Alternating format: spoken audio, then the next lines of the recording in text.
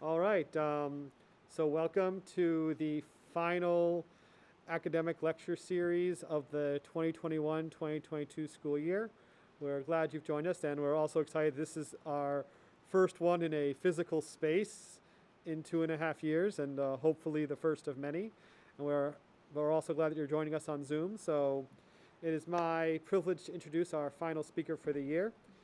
David Ledoux is a director, actor, and educator in New England. He has a BFA in acting from the Purchase Conservatory of Theater Arts and an MFA in directing from the Mason Gross School of the Arts, Rutgers University. Currently, David is the director of the theater program here at Bristol. He has worked at such theaters as the McCarter Theater, Shakespeare Theater of New Jersey, George Street Playhouse, the Crossroads Theater, Vital Theater, the Pulse Theater, the Jean Cocteau Repertory, and the Goodspeed Opera House.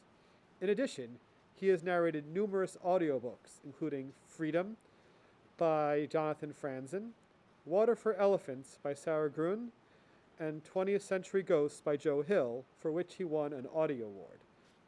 As a teaching artist, David has worked with students of all ages in a variety of settings.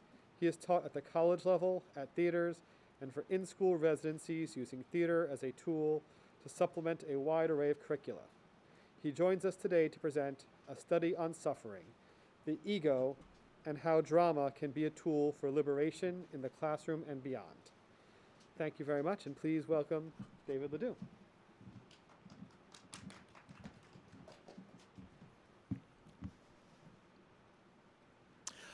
I want to tell you a story.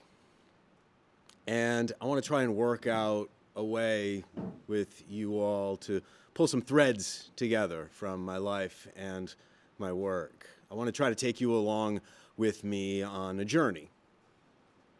And in some ways, I think stories are all we have. I told myself a story for many years. It seemed solid. It seemed fixed and centralized inside of me. And for many years, it felt hopeless. But I'm getting ahead of myself. First, I want to talk about some things I've been learning and exploring recently, and then we'll work backwards. So to start with, I want to talk about Alan Watts. Alan Watts is a philosopher, a writer, public intellectual from the 60s and 70s, and he was interested in mindfulness and meditation and the nature of consciousness. And he had a really interesting sort of thought experiment. He said, suppose you could dream any dream you like. So every night you go to bed and you have the power to dream anything you like. And for any amount of time. So it's one night, but you might dream 80 years worth of content. And at first, you might fulfill all of your sensual desires and fantasies. You might eat as much cake as you want, and you might really just give yourself everything that you could possibly want. And then you'd wake up after 80 or so years, and you'd say, oh, man, that was great. And you might do it again and again, but sooner or later, you'd want something else. You'd want something a little different. So you'd say, okay, let me go on a little adventure. Let me add a little conflict. And so you might slay dragons, and you might go off and defeat the bad guy, and be the hero of the story. And you'd wake up and you say, oh boy, that was amazing. 80 years of being the hero. But still, you want something more. And so then you decide, all right, let's go on a real adventure. I'm going to dream, but I'm not going to know that I'm dreaming. I'm going to trick myself.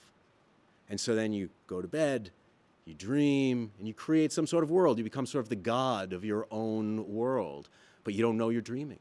So then after the next morning, you wake up, it's been about 80 years, and you say, oh, it was a dream all along. Wow, that was amazing. And you might do that again and again. And sooner or later, you may find yourself here, not knowing that this is a dream, listening to me, thinking that this is objectively true and real in some concrete way. So Joseph Goldstein is an expert in Vipassana meditation, and he's the co-founder of the Insight Meditation Center in Barre, Massachusetts. And he had a really interesting insight when he was on retreat. So he was on silent retreat, doing a lot of meditating and mindful exploration through his day, and he paid attention to what it was like to wake up in the morning. He looked closely at this moment when you wake up and you're sort of floating in between dream and sleep, or dream and wakefulness. And he realized that when he was walking through his day, and he would find that he'd get lost in thought, as we all do, all the time. You're focused on something, a thought comes in, it takes you away, you come back to the present moment. We're constantly doing this, thoughts floating in and out. He realized that there's really no difference between our daily being lost in thought and coming back to the task at hand and that sort of floating in and out of dreaming. And so, in a very real sense, he said, we're dreaming our lives into being. And what is a dream but some sort of a story that we tell ourselves at night? Now, Sam Harris, as a neuroscientist, he's a public intellectual philosopher and a meditator. He created the Waking Up app. And he likes to talk about how what you're seeing is a sort of a vision. You can think of it like a simulation, right? Like if you take in your visual field right now, what you're seeing, you're not seeing what's actually there. There's all sorts of things that we're not seeing that are there. But we're seeing it in consciousness. We're experiencing the world in consciousness. And it's happening neurologically in the visual cortex. It's happening, what we're seeing right now is happening in the same place as when we imagine something, a vision of something, or when we dream of something. So everything is happening in consciousness as far as our experience is concerned. Everything, as far as our experience is concerned, is a simulation, a model that our minds build, and it's based on reality, but it's not reality itself. In other words, everything is a sort of a story that we tell ourselves. Now, if you haven't noticed, I like stories.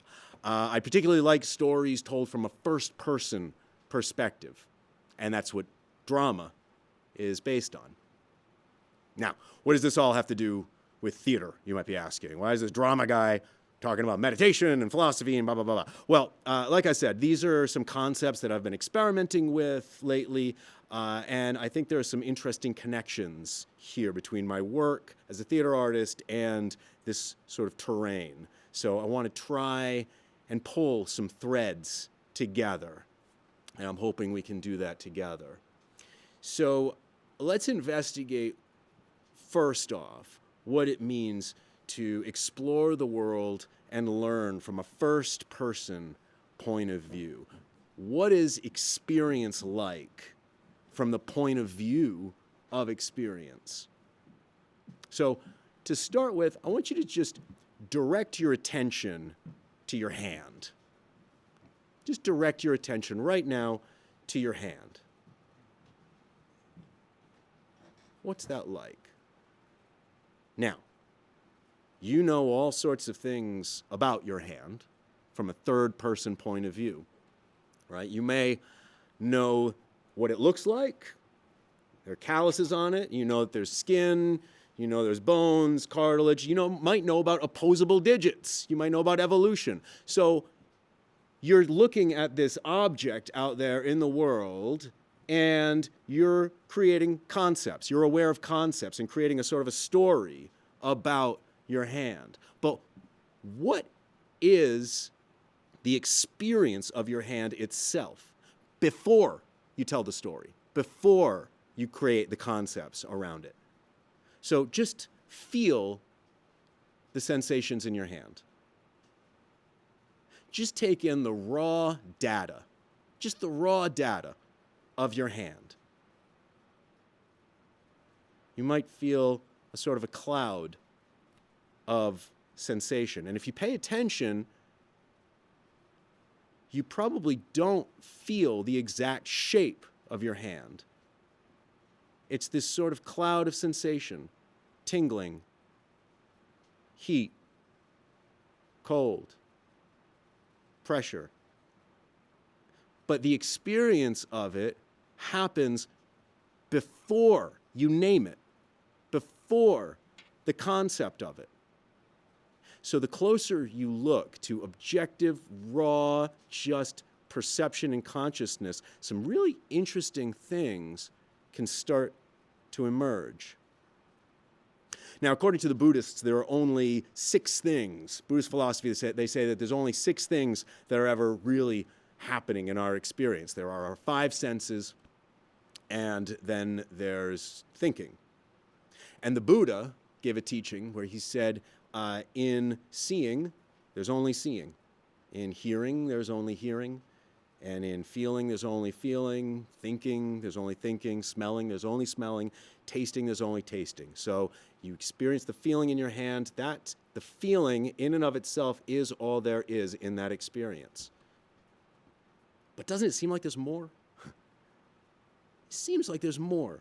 It seems like there's a me in here feeling the feeling in my hand. It seems like I'm seeing, but then there's a me in there that's sort of processing the seeing. And furthermore, it really seems like I'm coming in contact with some sort of objective reality, like something hard and concrete. Now, there certainly is something out there, but we're not truly, really coming in full contact with that objective reality, but it seems like we are. Now, this idea that there's a me here and there's a world out there, there's a subject and there's an object, there's this split, it's called dualism. But what does the world look like through a non-dual lens? What does the world look like when there is no distance between you and your hand? So what are you then? Who are you? Is it possible that the I that I think I am is just a thought? Is there maybe no hard and fixed central me in there? Is the self, the ego, no more than just a story that I'm telling myself?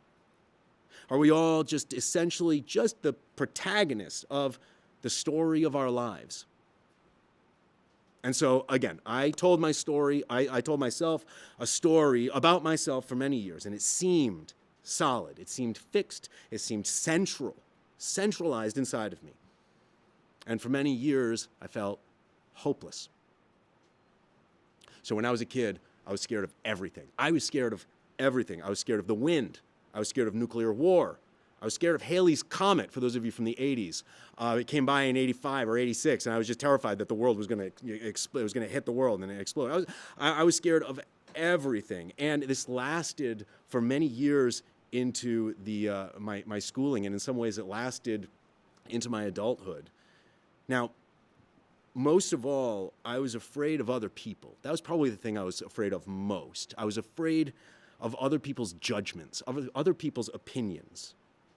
I thought that I didn't know exactly who I was, but I trusted that if I saw the world through your eyes, if I trusted the me that you saw me as, well, that must be true, because I can't see who I am, but what has the most consequence is how you see me. And this would always come very starkly into view constantly through my childhood, but particularly when we would go clothes shopping for the first day of school in the fall. So me and my mother and my sister, we would go shopping for clothes, and my sister was all excited. She would be like, "Oh, it's like a fashion show. The first day of school, I get to show off my clothes." And my mom would say, "Okay, well, David, what do you want to wear? What do you want to buy?" And I would say, "I don't know. I mean, what's in style? What's good?" And she'd be like, whatever you want. What do you want? Just be yourself. Just, express yourself. And I would say, but really, what's good?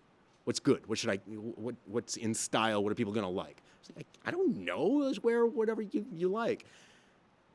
And that seemed ridiculous to me. That seemed absolutely ridiculous. Like, I'm just going to go into this store, I'm going to choose something to wear, then I'm going to go to school, and I'm going to get taunted and bullied and made fun of, and I'm going to bear the brunt of the consequences of choosing what to wear. Why? Because I get to look in the mirror and say, oh yeah, I look pretty good. Like, it just made no sense to me at all. So here I am, I'm this anxious, scared kid, and there's just no room in my brain to learn. I was in the lowest reading group, I was in the lowest math group, I really struggled in school. I had so much anxiety, I just couldn't learn. And at recess, I wouldn't play. I would just stand against the schoolhouse wall watching the other kids play because I just didn't want to engage. I just wanted to retreat and not engage. So my parents were thinking, well, what do we do? What do we do about this poor kid who's suffering and depressed and anxiety-ridden? So one thing that I really loved was my imagination. And I loved movies and TV. And every time I saw a movie, I'd feel this dark pit in the pit of my stomach where I'd say, man, I just wish I wasn't me. I wish I was the hero. I wish I was the guy that got the girl. I wish I was the superhero. I wish I was somebody else. I wish I was not me. I want to be someone else. And so by the time I was 13 or so years old, I remember very distinctly, I was in the backseat of my parents' car, and they were driving me from the movie theater where we had just seen a movie. And I was thinking, man, I just wish I was that superhero. I wish I was that character. I wish I wasn't me. And I just thought, well, you're getting older. What are you going to do for a living? What are you going to do in your life? You can't be all these, you can't be a cop and you can't be a superhero. Like, what are you going to do? And I just remember the thought, I can be an actor. I could live in my imagination. And it wasn't so, I could be an actor, maybe people will like me. It was, I could be an actor, I could escape myself, and I could be somebody else, and I could explore different perspectives. And it really was like the big bang of my life. It was like that thought to this moment has been a continuum. And so I, at first, kept it a secret. I didn't want anybody to know because I felt kind of embarrassed about it. But then I found an acting class, and I told my parents that I wanted to do this acting class, and they were like, David, he's so shy. He's going to take an acting class. Like, what is this, crazy? But they supported me, and they paid for it. They drove me there, and I did a monologue from Our Town. I played George when he's talking to Emily, and he's drinking a milkshake, and so I did the monologue, and the teacher was like, oh, it's good. Have you ever heard of Stanislavsky?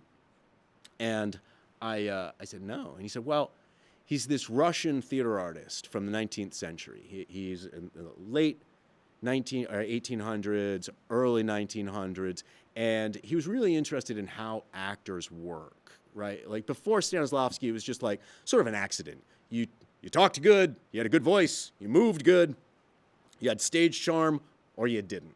And maybe you apprenticed for a good company, maybe you were under the tutelage of some star and you sort of learned a little something, but it was basically external. It was basically just an external thing. Nobody had come around and figured out the internal mechanisms. But Stanislavsky was coming, the Industrial Revolution, everybody wanted to figure out systems for things, and he's like, what's the system here? How does this work? And he ended up writing some books, An Actor Prepares. He started the Moscow Art Theater. He was a director, he was an actor, and he revolutionized acting and theater. And to me, that sounded amazing because it provided a possibility that I could grow. Maybe I'm not a fixed thing. Maybe I can grow. Maybe I can work on myself, because I was terrified that maybe I'm just not talented. Maybe I'm just not good. And so the teacher told me that, and that sounded great. And he took me on this little exercise. He had me close my eyes, pay attention to my body, and breathe. Pay attention to my feet.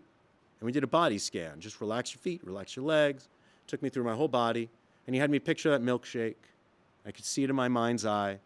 Had me reach out and grab it.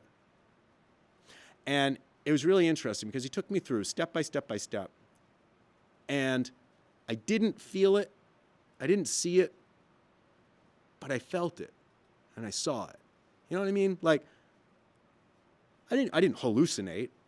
I didn't feel it and be like, oh my God, I'm feeling a milkshake. Like, it wasn't like crazy, like I'm hallucinating, but it was like a flash. It was like just a moment of like, yeah, that's really there. It was really there. It was there in a way where it didn't matter that it wasn't there. You know, like it was there in a way where it could have affected me truthfully and honestly. And so that was fascinating to me. That was like magic. That was like bending spoons with your mind, you know? So this became fascinating to me, and I kept exploring this. So I read An Actor Prepares, and I went out and I started doing more shows and more acting classes and really exploring this and paying attention to who I was and how I was perceiving things and trusting that I was not a fixed thing. I could grow. It was really powerful. And hopefully, I could get to a place where I could be on stage or in front of camera and I could lose myself and really believe that I was the character. So I could explore all these different people the way that I had set out to initially in that first realization in the backseat of the car. So by the time I finished high school, this work was really transformational. I learned how to communicate with people. I learned how to engage with the scary world. I learned to gain some sort of insight into my feelings. Maybe it's not as bad as I thought. I could find ways to break the story that I was assuming was true. So I was finding these little ways, these little insights, and it was allowing me to grow. I had friends. I had a girlfriend. I got accepted to college. And so the me that I was very different than the me that I was on a trajectory to be when I was that scared kid. But I wasn't done working on myself. I was still anxious, still suffering, still really insecure. And essentially, basically, I was still trying to find myself in other people's eyes. Like the truth must lie out there. I could just find it. It must be some true story, some true framing to who I am. So I went to college, and there were long days. It was a conservatory, so it was very long days. We'd start class at 8 in the morning and go till 11 o'clock at night, and we'd be taking 6, 7 classes a semester: acting, voice, speech, movement, script analysis, theater history, stage combat, on top of rehearsals. It was grueling, but it was very much all about paying attention, and the idea that you can grow and your consciousness is malleable and you can adjust and shift. And so through my education, I've been confronted with a lot of different methodologies in theater. There's a lot. There's Meisner, there's Strasberg, there's Uta Hagen, there's Stella Adler, there's Michael Chekhov, there's Stanislavsky. There's all these different schools of thought, and everybody has this. All these great teachers had very big egos. So like my way of doing it is right. And so Strasberg students would be like, oh, those Meisner students are idiots. And then the Meisner students are like, Strasberg, what do they know? They're idiots. And everybody's sort of judging everybody else, thinking that they have the right way. Well, you can really boil it all down to 3 basic things, in my opinion.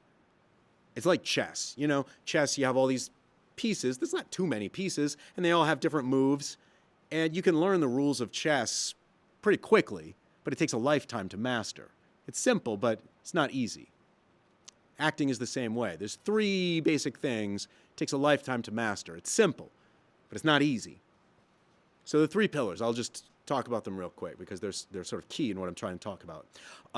So the first pillar in acting is presence, listening, paying attention. That sort of electricity that happens like a tennis player waiting for the serve, like an animal out in the wild hunting, like that electricity that happens when you're really, really listening, really present, really in the moment, not distracted, right here, right now. And that's a muscle that needs to be exercised. That's not natural. You know, we naturally want to distract ourselves. We want to naturally get lost in thought. We naturally don't focus very well, right? So that's a muscle that needs to be exercised. The second pillar is dramatic action, the reality of doing. So An actor is playing actions. They're doing things. And there's a way to put your attention on really doing what the character is doing so that it's honest and it's truthful. So if my line is get out, and I look at you, I say, get out. I can really put my focus on trying to get you to get out, just like it's a game. And in that way, like a baseball player. A baseball player is trying to hit the ball. Now, they're not acting like they want to hit the ball. They're really trying to hit the ball. And a professional baseball player in the World Series, they may hit the ball and they may end up crying because they won, or crying because they missed and they lost and they're such a loser. So the attempt to hit the ball is absolutely real. And it's a silly game, really. I mean, they're hitting a ball. But their commitment to it makes all the difference. So an actor does the same thing. They can really commit to the truth and the reality of that action and be listening. And the third pillar is imaginary circumstances. The circumstances are all the details of the world. So you mine the script, you analyze the script, you ask lots of questions. You're like a journalist for the imagination, I like to say. You're asking lots of questions and finding details. And then you take those circumstances and you craft them in a way internally where it can spark something, spark some motivation. It can affect you in some way. And an exercise that I do to illustrate this is, there's a way to focus your mind on the circumstances so that you can really honestly be affected by those circumstances. So if you imagine there's a worm in your hand. There's a worm in your hand. You might take it, squeeze it, pull it, feel it writhing around, and then put it in your mouth and start to chew it. Now, you might notice that even just thinking about it, your face starts to scrunch up, your stomach starts to churn. Like, no, why would I want to do that? And in class, I do this every semester with my students, and people refuse to do it. It's imaginary. It's an imaginary worm. They refuse to do it. Some people do it, and they gag. Their face scrunches up. And that's honest. That's an honest reaction to something that's just imaginary. And it's very different than if I just tell you, show me that you're grossed out. And then it's fake. Like, I'm indicating that I'm grossed out, right? So there's a way to access those circumstances that affect you personally. There's a way to really play your action honestly. There's a way to really be present in the moment. So these three pillars are really the ingredients to lose yourself in the moment, the ingredients to be able to shift your perspective and become a different character. So I graduated from undergrad. I started working out in New York City. I was acting, I was directing, I was teaching, and I was using these three pillars, exploring what they meant. And I really started to discover that drama is a tool. It's not just art for art's sake. It's a tool that can be used to open people's eyes and to get them to understand themselves and the world around them. And one of the most striking examples of the power of this work was when I did a residency for George Street Playhouse. George Street Playhouse is a regional theater in New Brunswick, New Jersey, and they hire theater artists to go into schools and work in the classroom with the classroom teacher. So I was working with the classroom teacher. They were the content expert. I was the theater person coming in. And so we were not teaching theater.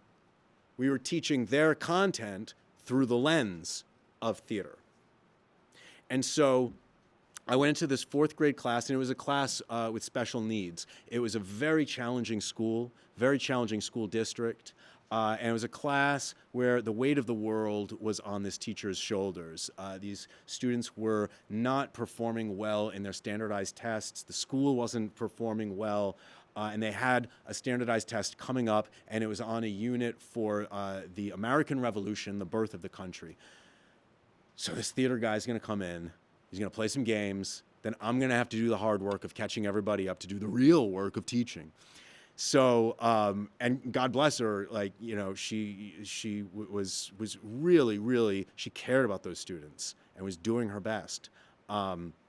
So I came in, and we're working together, and we start by playing with the kids, getting them to be present, up, on their feet, engaging, listening to each other, really listening and present, first pillar. Getting them to understand the content. Well, what is the Declaration of Independence? What does it mean to declare? What does independence mean? What does it mean for you to have candy, and then your mother or father, what we call in my family, we call it the mommy and daddy tax. It's like, hey, we put a roof over your head, so I will take that Reese's Pieces, okay? It's the daddy tax, right? So what would that be like emotionally for that kid? Well, that's what happened at the King of England, and they're taking taxes, but they were all the way over there. So getting them to understand the circumstances in a personal way. So they're listening. They're engaged. They're understanding the content, the circumstances, an emotional level, and then getting them in their body. What does it look like to declare?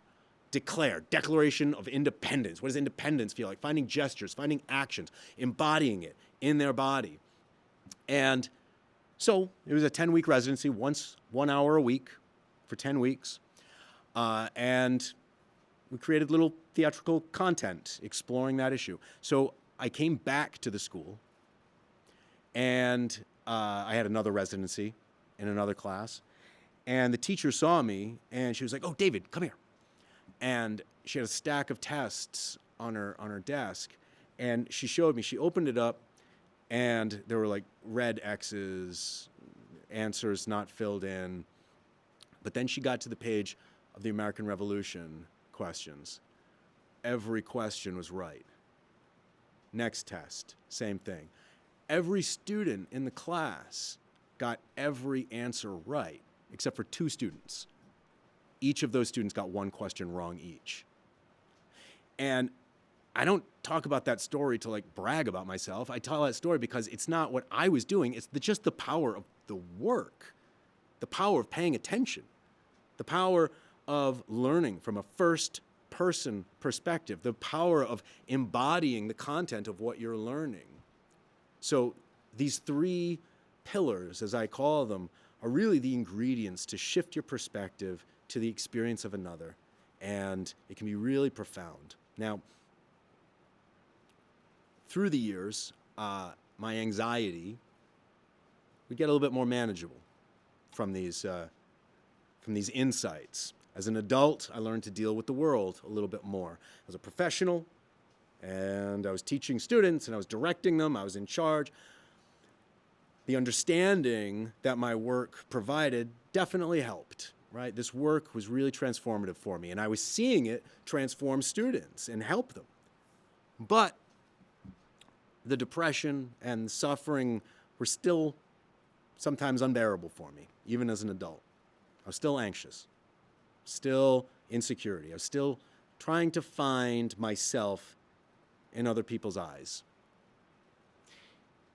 And in some way it still lasts to this day, but 2 years ago, when the pandemic started, the world's falling apart, a little bit of anxiety, might as well start meditating. So I start to meditate more, and not just as a vocational tool. I took the tools that I learned from drama school. I took that basic kind of infrastructure, and I said, okay, so I kind of understand how to focus my attention and how to break the story that I'm telling myself. I kind of have some tools here, but let me do a deep dive into this and find out what is really going on with mindfulness and meditation. And so I subscribed to the Waking Up app, the Sam Harris app. I took an online course with Tara Brach and Jack Kornfeld, who are 2 of the preeminent meditation teachers in the country.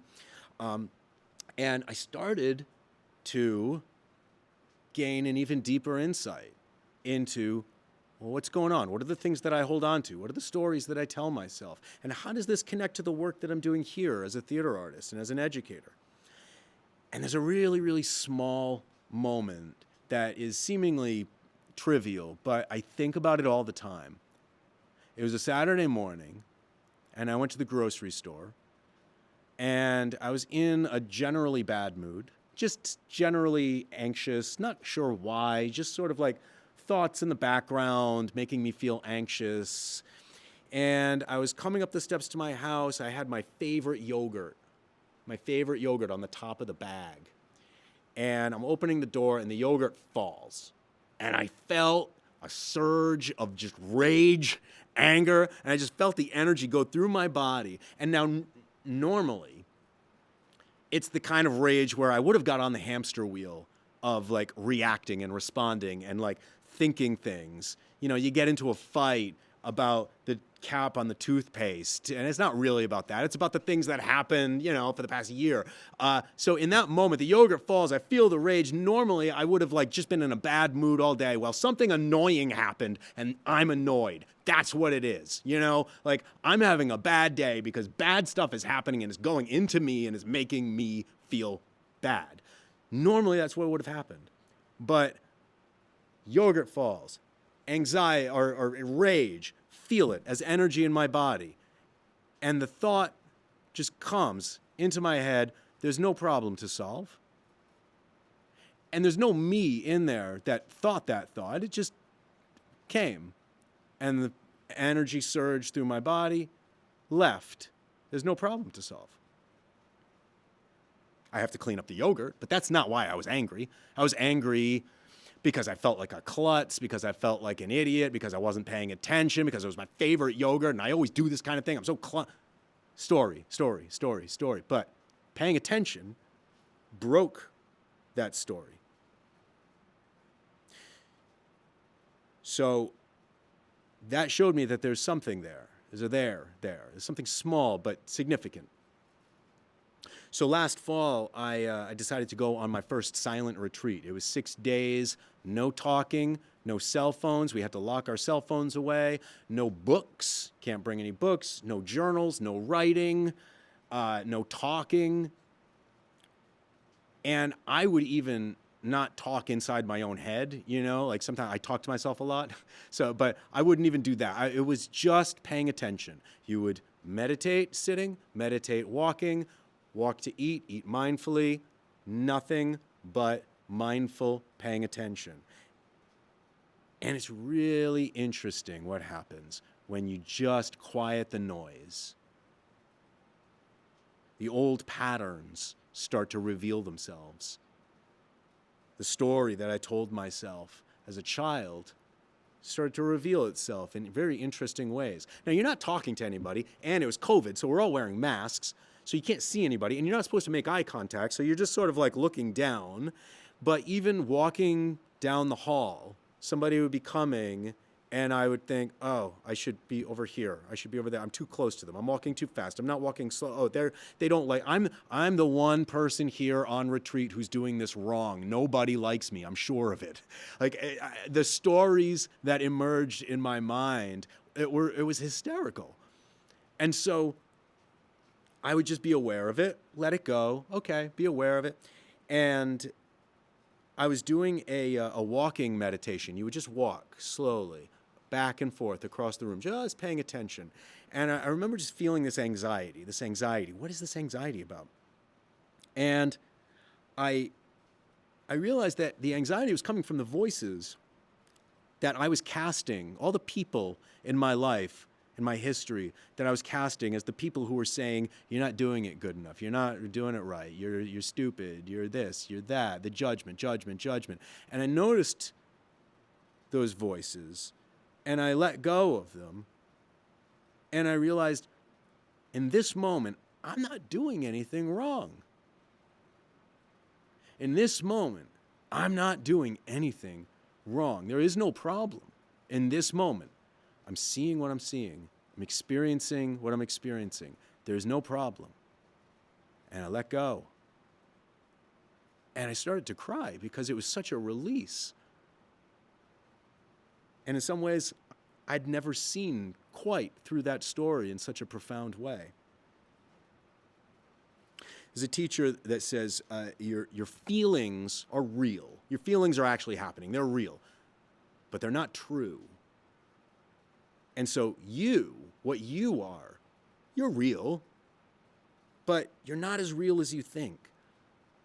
On some level, it's a story. It's like our consciousness is an emergency room, and the world is bombarding us with emergency, and we're reacting, emergency. What mindfulness does and awareness does is it allows you to triage appropriately. I can see clearly. I can wisely act. I can let this happen, moment to moment to moment. So at this point, I'm really interested in pulling these things together. How can what I've gained and learned and experienced as a theater educator, as a theater artist, how can that, which is so connected to this non-dual awareness of meditation and mindfulness, how can I bring those together in deeper, richer, more profound ways to help students? How can we break down the barriers between thinking that there's a student and a teacher, an actor and a director, or even an actor and a character? Through a non-dual lens, maybe it's all connected in a much more complex, interesting way. And how can we use learning from a first-person point of view in a more sophisticated way? What is the potential of drama education? Not just as a vocational tool, but a tool for growth and insight. So I find this work very profound, and it's mattered to me in my life in ways that I can't even describe. And I've seen it matter in my students' lives in all sorts of ways, and colleagues that I've worked with. And the power is in awareness. Awareness that allows for freedom from the stories that we think have to define us. And the insight is that we're a multitude. We are large and complex and interconnected, not centralized. And the most powerful tool for learning that I have found is allowing yourself to step into the experience and learn from experience itself.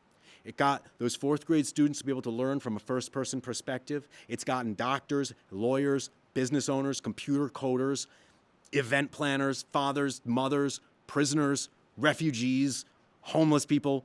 Populations from every corner of humanity have benefited from the profound discoveries of the nature of who we are, and that's happened through drama education, and it has happened through the centuries through mindfulness.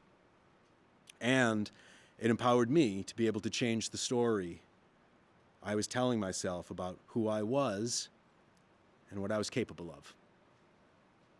Thank you. Thank you very much.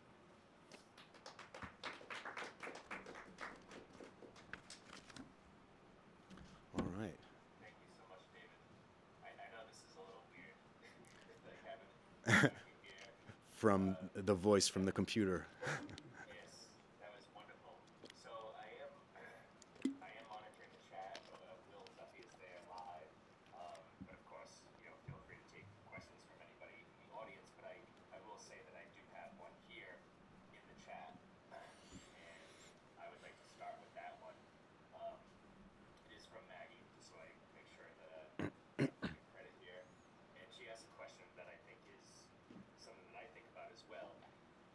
How did, when you're in that moment though, of the yoga or at the retreat and the voices, and you are aware of them, right? You're aware of the voices as they are, but still you come down to that moment of getting them to go away, right? And so Maggie asked, how did you make those voices? But how do you make them go away? Most of us have a hard time letting them go, and I agree with Maggie on that one. So how did you do it? Well, it's interesting because, you start talking about this stuff and then you start to sound like some cheesy cliche, talking in paradoxes. But there really is no one to stop the voices. There's no one who can push the voices out or stop them.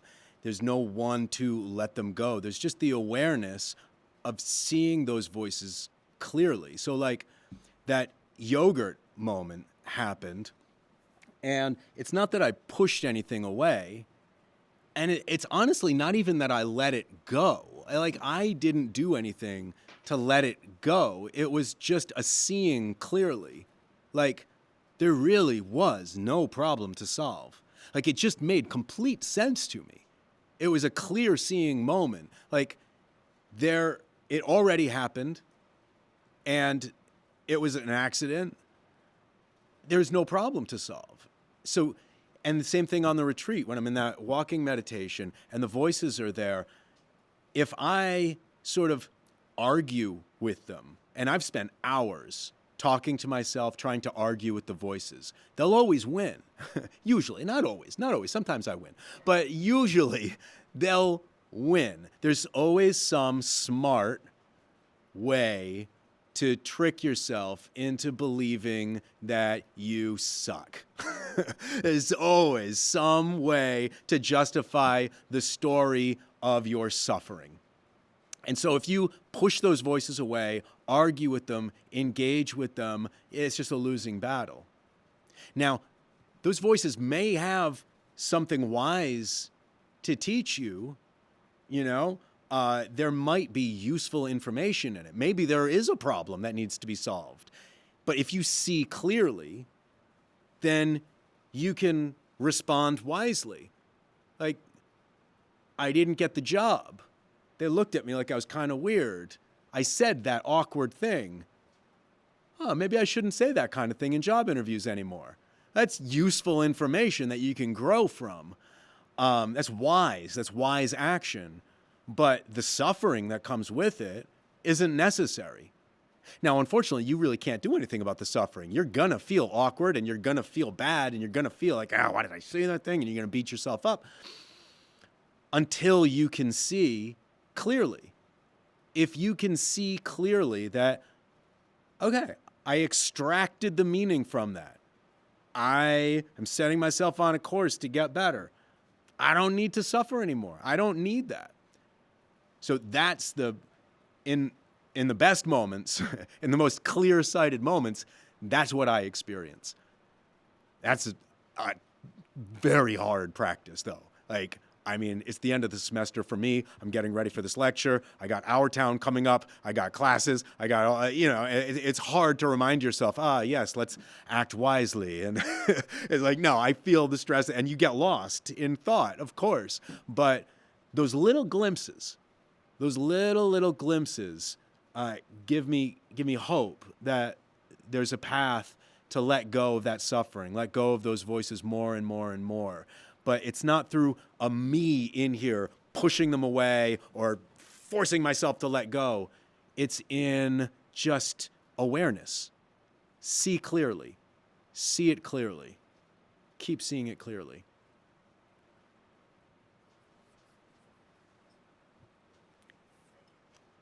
I can't see the live audience, so I don't know.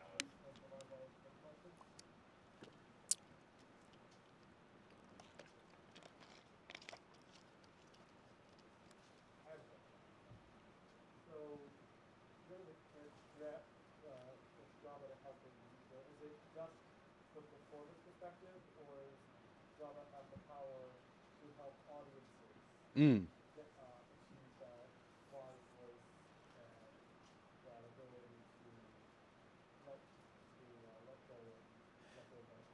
Yeah. Repeat that question, David. Well, drama, right? Does drama have the capacity not only to reach students and practitioners, but also an audience? So you do a show. What is the power? What's the potential for the power for the audience? Is that, yeah. There are a lot of theories on that. I mean, Aristotle was the first one to say drama is about catharsis. So you show a tragic flaw up here, the audience recognizes it, they recognize it in themselves. So that's sort of a moment of realization, a moment of paying attention, a moment of insight. Like, oh, I don't want to be Oedipus. I don't want to be like that. So let me change action. Let me change course. So, ideally, that's what's happening. We're laying out these stories up here to try and get the audience to open their eyes to certain elements of humanity.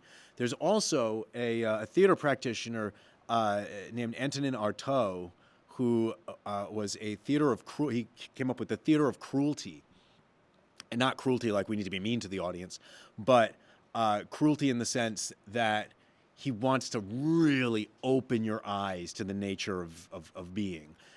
So he was all about creating theater as a sort of a dream, like a fever dream, sort of an abstracted, non-literal, non-realistic world that can confront the audience with a reality that's deeper than reality.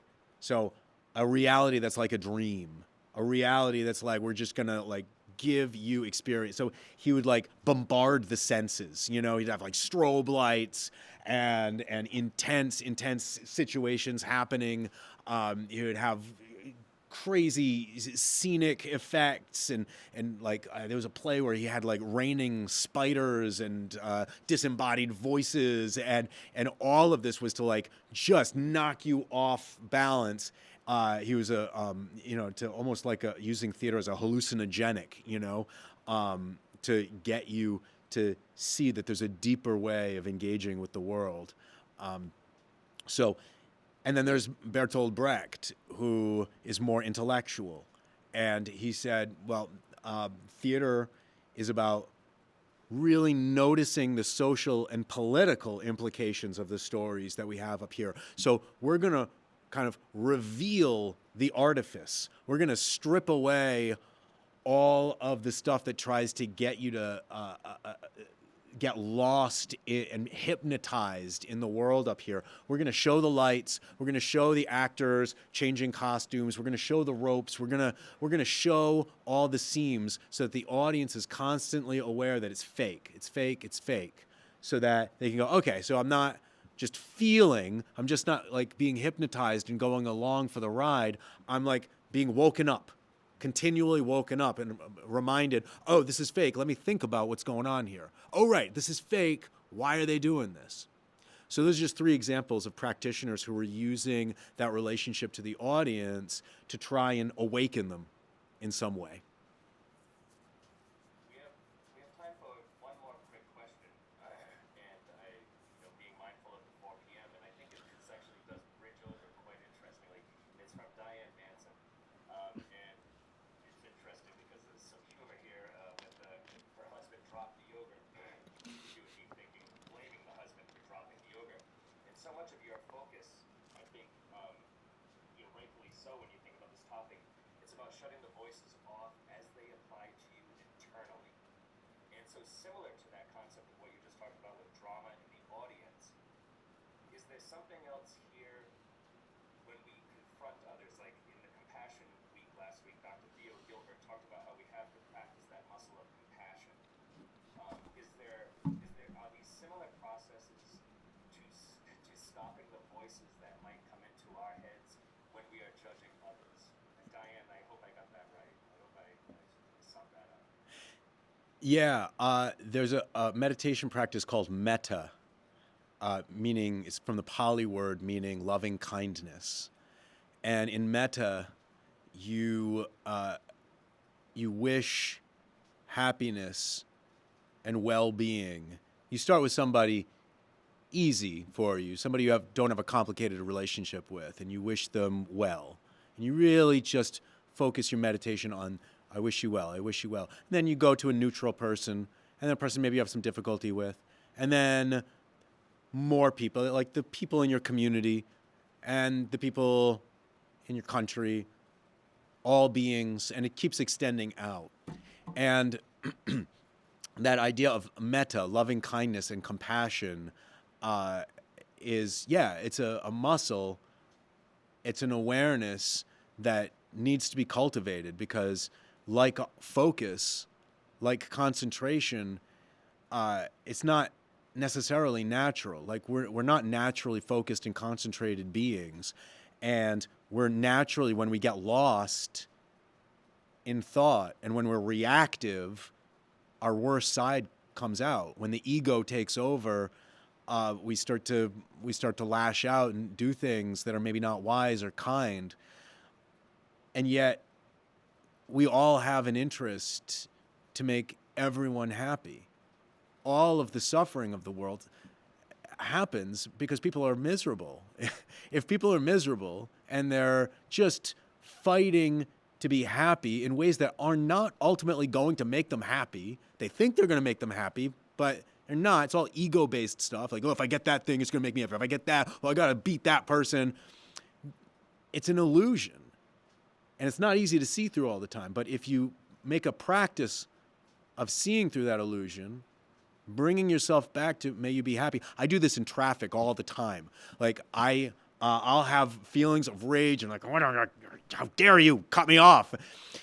And I'll remind myself, may you be happy. May you be happy. I really do want that person to be happy. I don't want them to get into an accident. I don't want them to get hurt. I might have an idea that they're a jerk. I know exactly that kind of person, but that's just a story. That's just a story. That is a person who cries at night. That's a person who has a person that they love. That's a person that has hopes and dreams. No matter what I think about, I know that kind of person. No, it's a human being. May you be happy. So that's the ultimate, thing to aspire to, I think. That's what I try to keep coming back to. May you be happy for the world. Yeah.